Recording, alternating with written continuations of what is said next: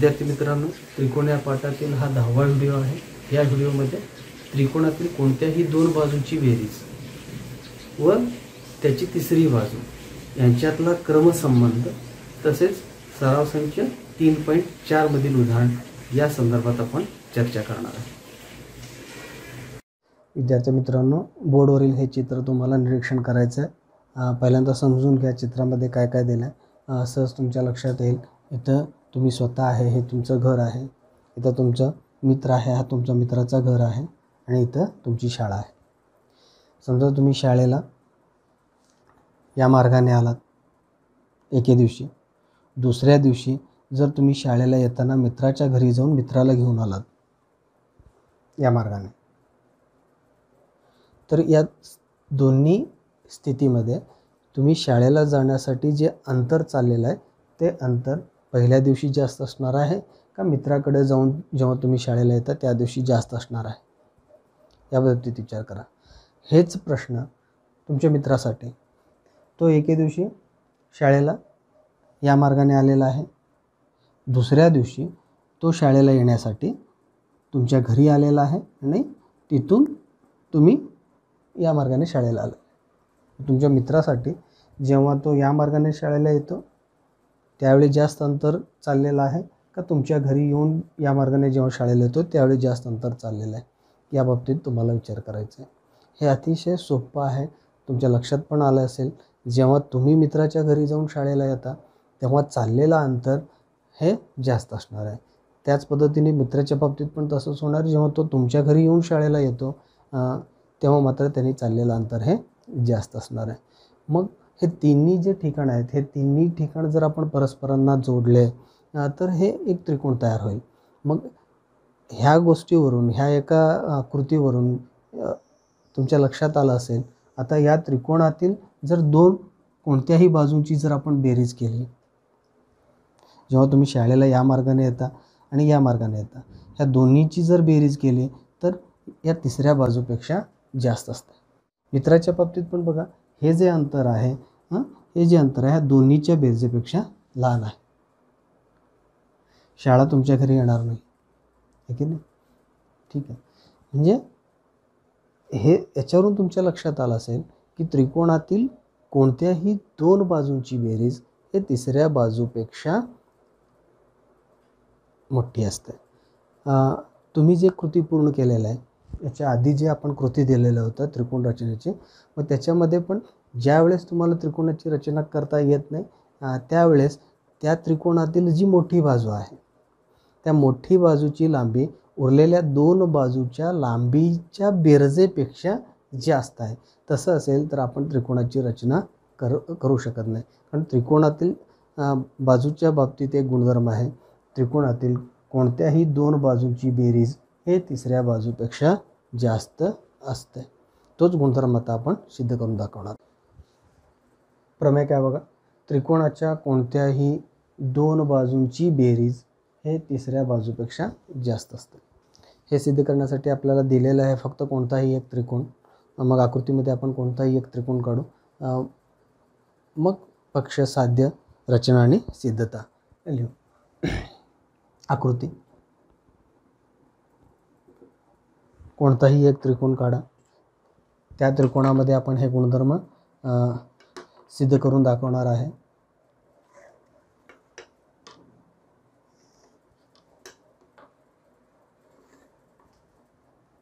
ठीक आहे, त्रिकोण ABC जे आकृतीत दिसतंय ते आपण पक्षमध्ये लिहितो। त्रिकोण ABC हा कोणताही एक त्रिकोण आहे।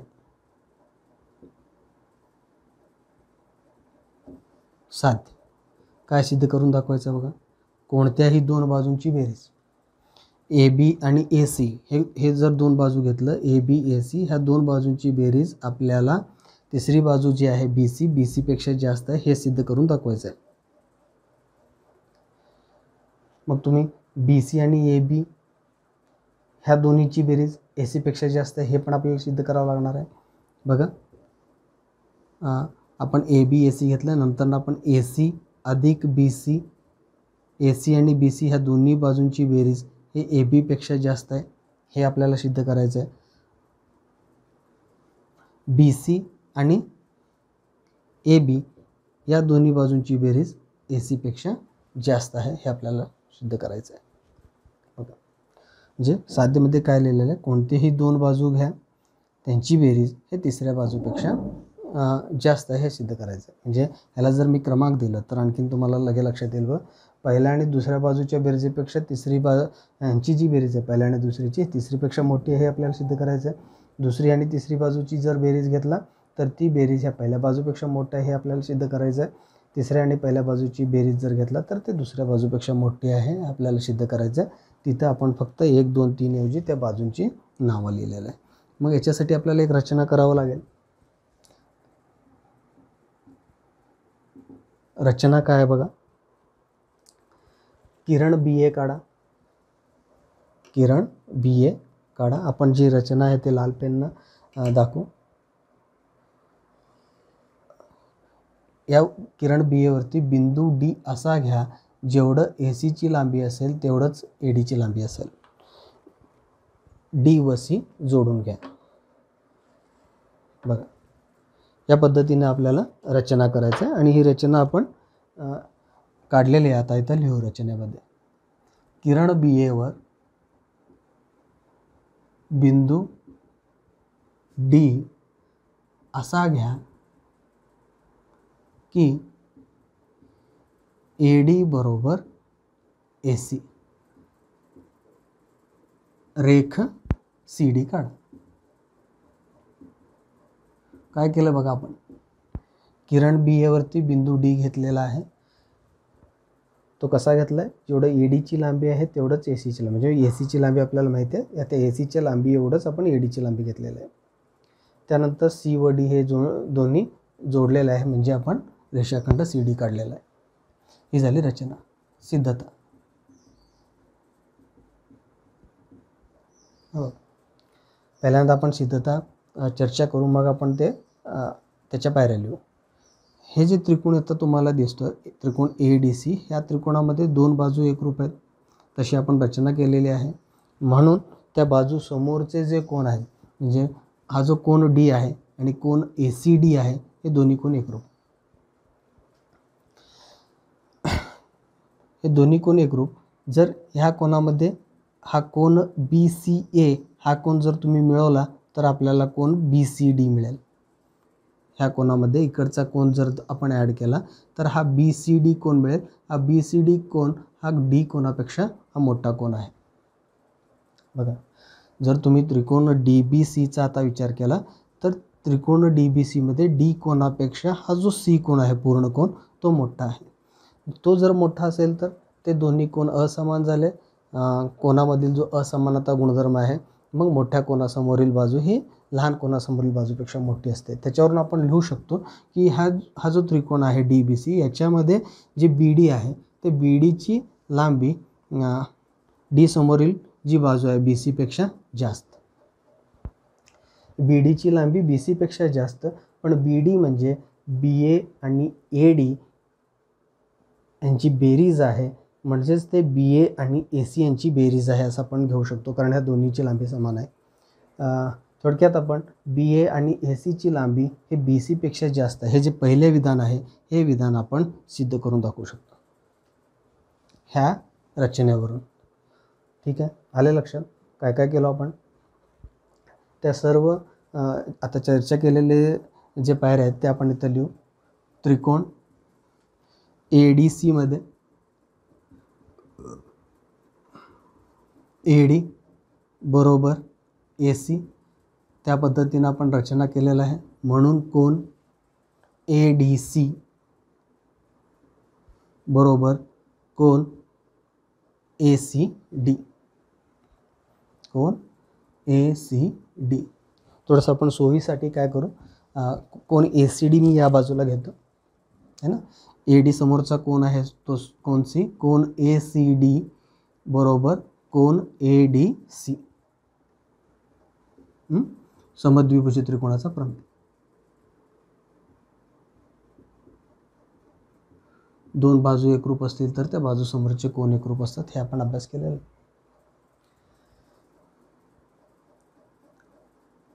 आता कोन ACD अधिक हा जो कोन ACD होता, या कोन ACD मध्ये जर आपण कोन BCA हे जर आपण ॲड केलं तर ह्या दोन्हींची बेरीज आता कोन ADC पेक्षा मोठं होईल.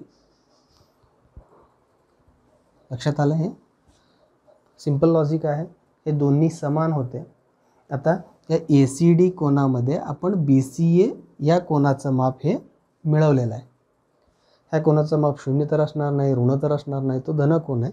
म्हणजे निश्चितच ह्या दोन्हीची जी बेरीज आहे ते ADC पेक्षा जास्त येणार आहे. आता ह्या दोन कोनांची बेरीज आकृतीवरून आपण लिहू शकतो. कोन ACD आणि कोन BCA या दोन्हीची जी बेरीज आहे आपल्याला पूर्ण कोन मिळणार आहे कोन BCD.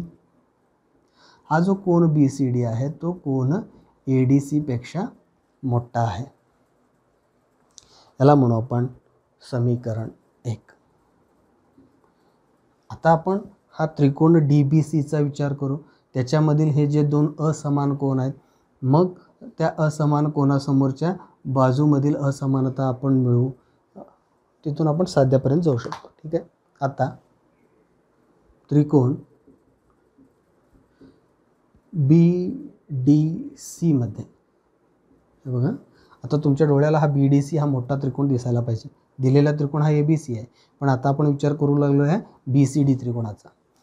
या BDC त्रिकोणामध्ये कोन BCD म्हणजे हा पूर्ण कोन हा मोठा आहे कोणत्या कोनापेक्षा? इथं आपण समीकरण 1 मध्ये लिहिलेलं आहे ADC कोनापेक्षा. हा ADC कोनाऐवजी आपण या त्रिकोणातील BDC कोन लिहू शकतो, कारण हे BAD हे एक रेषीय आहेत, म्हणून हा मोठा आहे कोन BDC पेक्षा. समीकरण 1 वरून.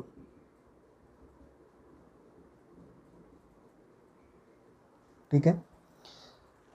आता ह्या त्रिकोणातील दोन कोन असमान असतील तर मोठ्या कोनासमोरील बाजू, ह्या कोनासमोरील बाजू BD हे या BC बाजूपेक्षा मोठी झाली.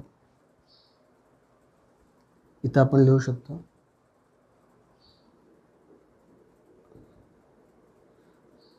कोन असमानता गुणधर्म.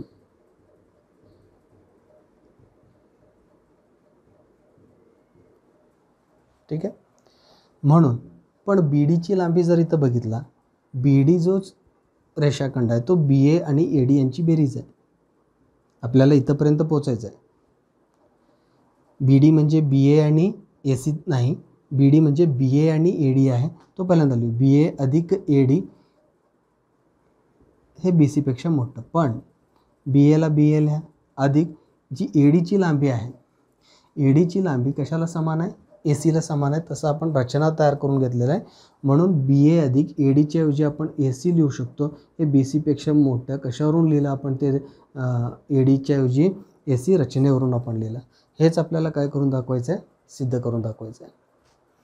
म्हणजे पहिलं विधान आपण सिद्ध करून दाखवलं. याच पद्धतीने याचप्रमाणे आपण दुसरं आणि तिसरं हे जे विधान आहेत हे विधान पण आपण सिद्ध करून दाखवू शकतो. हे सिद्ध करून दाखवण्यासाठी काय करावं लागेल त्याचा तुम्हाला विचार करायचा आहे आणि त्या संदर्भात मी ते चर्चा करणार आहे. ते तुम्ही स्वतः सॉल्व करायचं आहे. त्यामुळे तो लक्षात घ्या. हे जे दोन विधान आहेत हे इथं मात्र हे दोन्ही राहिलेले दोन विधान आपण सिद्ध करू शकतो, हे आपण लिहिणार आहे. पण हे दोन्ही विधान पण तुम्ही प्रत्यक्षात सिद्ध करा, म्हणजे हे जे प्रमेय आहे तुमच्या आणखीन ते व्यवस्थित समजेल, तुमचे संबोध स्पष्ट होतील.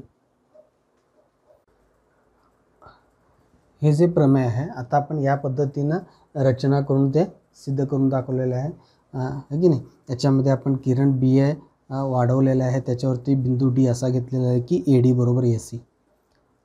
त्यावरून आपण सिद्ध करून दाखवलो की AB अधिक AC ही लांबी BC पेक्षा जास्त आहे. हे आपण सिद्ध करून दाखवलं पहिलं विधान. दुसरं विधान सिद्ध करण्यासाठी हा दिलेला त्रिकोण ABC आहे. किरण BC काढा, त्याच्यावरती D बिंदू असा घ्या AC बरोबर CD. मग हे दोन्ही बाजू जर एकरूप असतील तर हे दोन्ही कोण एकरूप होतात? समद्विभुज त्रिकोणाचा प्रमेय. आणि आता जर आपण त्रिकोण ABD जर विचारात घेतला, या त्रिकोणामध्ये हा जो कोन A आहे, हा कोन A या D कोनापेक्षा मोठा आहे. त्रिकोण ABD मध्ये हा जो पूर्ण A कोन आहे तो D कोनापेक्षा मोठा आहे, हे आपण सिद्ध करू शकतो. त्याच्यावरून हा जो A कोनासमोरील बाजू आहे BD ही जी बाजू आहे ती BD बाजू या D कोनासमोरील बाजू AB पेक्षा मोठी आहे, हे आपण सिद्ध करू शकतो. BD म्हणजेच BC अधिक CD, CAला एकरूप आहे, अधिक CA म्हणजे त्रिकोणातील जे उरलेले दोन बाजू BC आणि CA जे दोन बाजू आहेत त्या दोन बाजूंची बेरीज हे AB पेक्षा जास्त आहे, हे आपण सिद्ध करू.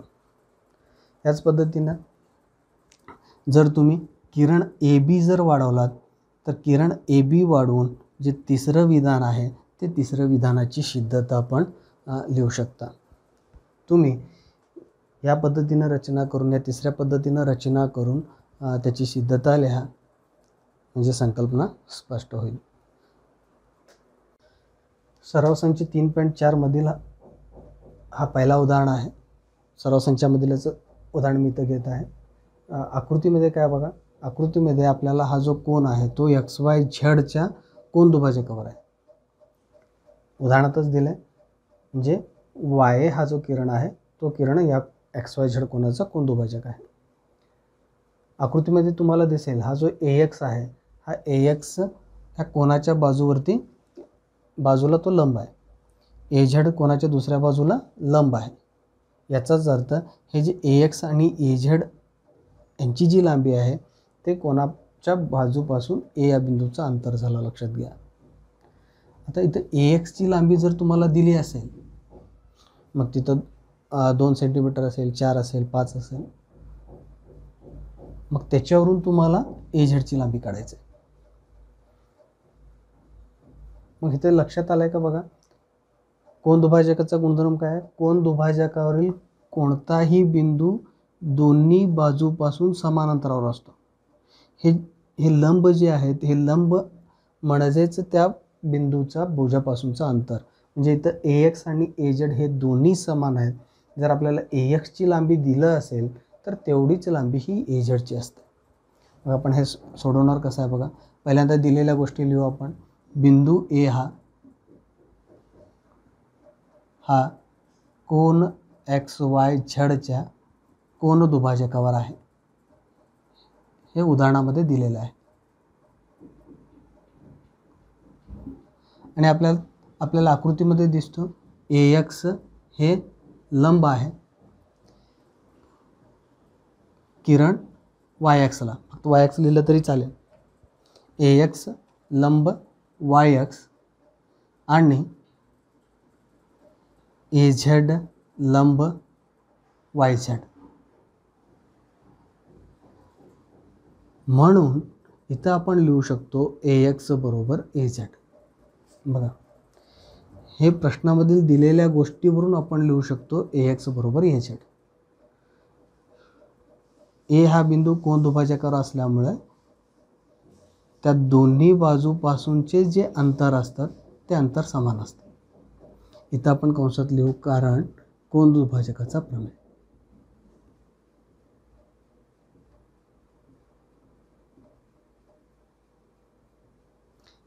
पण AX बरोबर आपल्याला लांबी दिलेली आहे. समजा AX ची लांबी 3 सेंटीमीटर आहे. AX बरोबर 3 सेंटीमीटर, म्हणून AZ बरोबर 3 सेंटीमीटर. इथंपर्यंत दिलेल्या गोष्टी होत्या, त्याच्यावरून आपल्या लक्षात आलं हे दोन्हीची लांबी समान आहे. मग आपण AZ ची लांबी काढू शकतो. अतिशय सोपा प्रश्न आहे, अशा पद्धतीनं तो सॉल्व करायचा आहे. दुसरा प्रश्न. या उदाहरणामध्ये हा जो बिंदू P आहे, या P बिंदूपासून रेख PT लंब ST हे आपल्याला दिलेलं आहे. रेख PR लंब SR दिलेला आहे. PT आणि PR हे दोन्ही एकरूप दिलेलं आहे. ह्या दिलेल्या माहितीवरून आपण असं म्हणू शकतो की हा जो P बिंदू आहे हा कोन TSR च्या दोन्ही भुजापासून समदूर आहे. मग कोन दुभाजकाच्या प्रमेयानुसार बिंदू P हा कोन TSRच्या कोन दुभाजकावर आहे. याचाच अर्थ हा जो किरण SP आहे हा कोन दुभाजक झाला. ठीक आहे.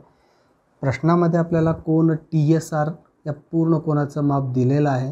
त्याच्यावरून PSR या एवढ्याच कोनाचं माप आपल्याला विचारलेलं आहे. मग इथं आपण आत्ता चर्चा केल्याप्रमाणे हा जो SP किरण आहे तो कोन TSRचा कोन दुभाजक आहे. ज्या कोनाचे दोन समान भागामध्ये विभाजन झालेलं आहे, म्हणून कोन PSRचं माप हे 28 अंश येणार. या पद्धतीने आपण ते सोडवणार आहे. दिलेल्या गोष्टी काय आहेत त्याच्यावरून आपण लिहू की बिंदू P हा कोन दुभाजकावर आहे. ठीक आहे. आणखीन एका पद्धतीने हे सॉल्व करू शकता. हे दोन्ही त्रिकोण हे बघा, हे तर प्रत्येकी 90 अंश आहे. ही सामायिक बाजू आहे.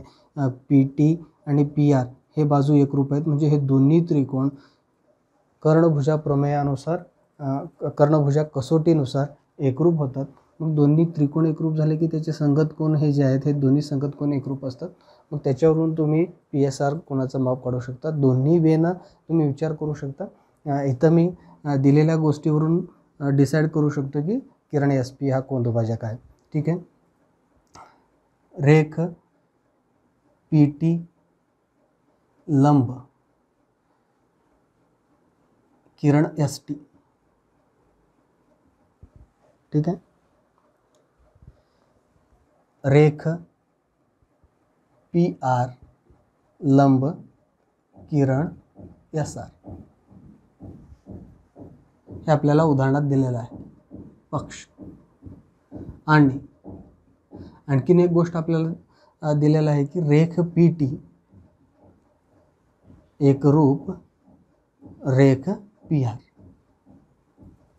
बघा, यावरून बिंदू P हा या दिलेल्या गोष्टीवरून हे सुद्धा पक्ष बिंदू P हा कोन TSR च्या दोन्ही भुजापासून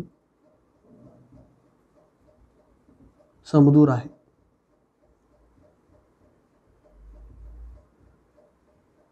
म्हणून किरण SP हे कोन TSRचे दुभाजक आहे. कारण लिहू शकता कोन दुभाजकाचा प्रमेय. कोन दुभाजकाचा प्रमेय. आता आपण कोन TSR वरून कोन PSRचा माप काढू शकतो. म्हणून कोन PSR बरोबर 1/2 कोन TSR. किमती ठेवा. 1/2 गुणिले इथं 56 या दोन्हींचा गुणाकार 28 अंश. कोन PSR बरोबर 28 अंश. ठीक आहे. अशा पद्धतीने हे सोडवायचे. दोन्ही त्रिकोण तुम्ही एकरूप सिद्ध करून पण हे उदाहरण सोडवू शकता. ठीक आहे. पुढचं उदाहरण. विद्यार्थी मित्रांनो, या उदाहरणामध्ये त्रिकोण ABC मध्ये कोन BACचा दुभाजक बाजू BCवर लंब असेल तर आपल्याला तो त्रिकोण समद्विभुज त्रिकोण सिद्ध करायचा आहे. पक्ष काय आहे? त्रिकोण ABC मध्ये. हे उदाहरण तुम्ही आकृती काढून त्याची सिद्धता स्वतः लिहा. मी फक्त तुम्हाला या उदाहरणाच्या संदर्भात चर्चा करतो. एक त्रिकोण काढणार आहे जे तुम्ही समद्विभुज त्रिकोण सिद्ध करणार आहे. आकृती काढत असतानाच तो समद्विभुज त्रिकोणाचा शेप त्याला असू द्या. ठीक आहे. हा जो त्रिकोण ABC आहे याच्यामध्ये तुम्ही कोन याचा कोन दुभाजक काढणार आहे. तो BCला ज्या बिंदूत छेदेल तिथं D नाव द्या. कोन दुभाजक आहे. हे दोन्ही कोन एकरूप झाले. आणखीन एक आपल्याला काय दिलं आहे बघा, हा BC वरती लंब आहे म्हणून इथं या ठिकाणी 90 अंशाचा कोन दाखवा. पहिल्यांदा आकृती काढा, मग सिद्धता. आपल्याला हा त्रिकोण समद्विभुज त्रिकोण सिद्ध करायचा आहे. याचा अर्थ AB आणि AC हे दोन्ही बाजू आपल्याला एकरूप दाखवायचे आहे. मग हे दोन्ही बाजू एकरूप दाखवण्यासाठी हे दोन्ही त्रिकोण एकरूप दाखवा. हे दोन्ही त्रिकोण एकरूप सिद्ध केलात तर AB आणि AC हे एकरूप होतील, कारण ते एकरूप त्रिकोणाची संगत बाजू असणार आहेत. म्हणजे दिलेला त्रिकोण ABC हा समद्विभुज त्रिकोण आहे हे सिद्ध झालं. मग हे पूर्ण उदाहरण तुम्ही सोडवा. आपण पुढचं उदाहरण बघू. या उदाहरणामध्ये ही जी दिलेली आकृती आहे त्या आकृतीमध्ये पी आर आणि पी क्यू हे एकरूप आहेत आणि इथं समान कोणा करून दाखवलेलं आहे, पी आर एकरूप पी क्यू. तर दाखवा की पी एस हा पी क्यूपेक्षा मोठा आहे. ही जी पी एस बाजू आहे पी क्यूपेक्षा मोठी आहे. मग हे सिद्ध करण्यासाठी आपल्याला काय सिद्ध करावं लागणार आहे?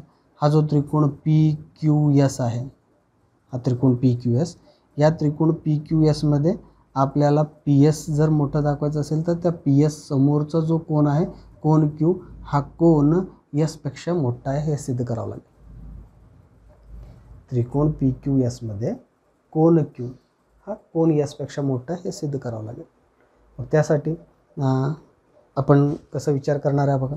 हा समद्विभुज त्रिकोण, या त्रिकोणामध्ये हे दोन्ही कोन एकरूप, एकरूप बाजू समोरचे कोन एकरूप म्हणजे कोन क्यूला हा कोन पी आर क्यू एकरूप, हा समीकरण 1. इकडच्या त्रिकोणाचा जर विचार केला तर त्या त्रिकोणाच्या दृष्टीनं हा जो कोन पी आर क्यू आहे हा बाह्य कोन होईल आणि बाह्य कोनाच्या गुणधर्मानुसार हा जो कोन आहे तो कोन एसपेक्षा मोठा आहे. या कोनापेक्षा हा कोन मोठा आहे.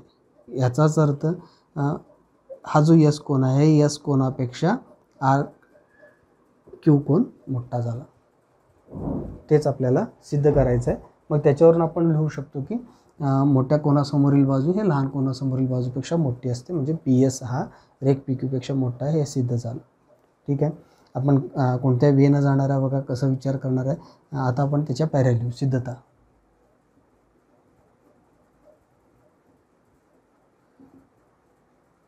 त्रिकोण पी क्यू आरमध्ये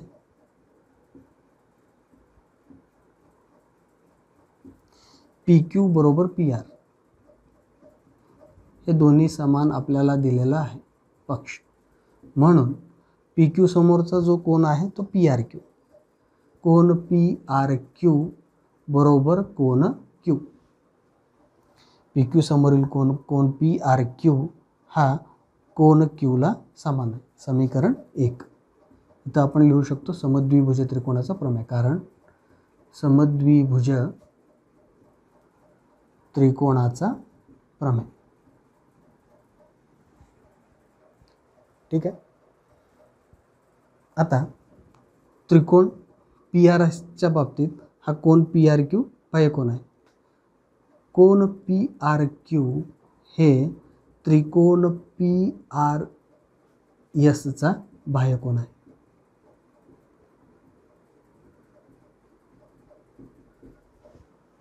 म्हणून कोन पी आर क्यू हे कोन एसपेक्षा, आपल्याला या कोनापेक्षा पण तो मोठा असतो त्याचा विचार आपल्याला करायची आवश्यकता नाही. आपल्याला फक्त कोन एसपेक्षा मोठा हे सिद्ध करणं अपेक्षित आहे. कोन एसपेक्षा हा कोन मोठा आहे. बाह्य कोनाचा गुणधर्म हे समीकरण 2 कंसात, कारण बाह्य कोनाचा गुणधर्म किंवा बाह्य कोनाचा प्रमेय सुद्धा म्हणू शकता, जे आपण चर्चा केलेला आहे याच धड्यामध्ये. बाह्य कोनाचा प्रमेय. म्हणून कोन पी आर क्यूच्या ऐवजी बघा, हा जो कोन पी आर क्यू आहे हा कोन क्यूला एकरूप आहे. म्हणून कोन पी आर क्यूच्या ऐवजी आपण कोन क्यू लिहू शकतो. कोन क्यू हे कोन एसपेक्षा मोठा आहे समीकरण 1 वरून. याला म्हणू आपण समीकरण 3. आता बघा, आता आपण त्रिकोण पी क्यू एस या त्रिकोणाचा विचार करू. त्रिकोण पी क्यू एसमध्ये आपल्याला पी एस ही पी क्यू बाजूपेक्षा मोठी आहे हे सिद्ध करायचं आहे. मग त्याच्यासाठी आपल्याला कोन क्यू हे कोन एसपेक्षा मोठी आहे हे सिद्ध करावं लागेल. ते सिद्ध झालेले आहे समीकरण 3 वरून. म्हणून पी एस हा जो रेख पी एस आहे हा रेख पी एस मोठा आहे रेख पी क्यूपेक्षा, हे सिद्ध झाले.